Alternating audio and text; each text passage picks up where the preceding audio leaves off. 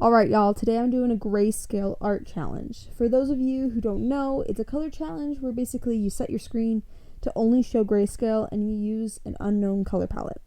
Some people go online and choose a palette at random, but I opted to generate the colors myself. This was cool, but it was also not so cool. There was kind of pros and cons. If I had picked a color scheme from online, I would have had the comfort of knowing the colors work together, no matter what. I was putting together the colors myself, so technically they were riskier since no one had ever vetted them. I had no clue what they were going to look like. And that added a fun new layer to the challenge. The less good part was that I realized that I kind of knew what the colors I was picking were without even being able to see the color visually. I know where all of my various colors and shades lay on my color wheel, and that made it hard to find a randomized color.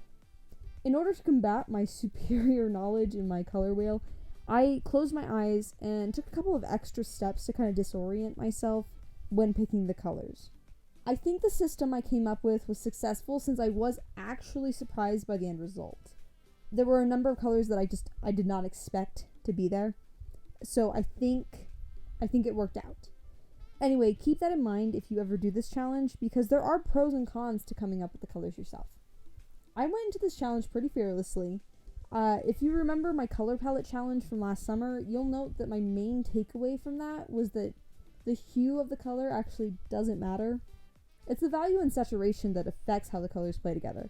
And so all I had to do was place the grays in the right position to make the picture pretty in grayscale. And then in turn, since that looked right, in theory all the values and shades were correct. And so then I could feel pretty confident that I was going to come up with a good picture. You'll see right here is the reveal, and it looks pretty darn good.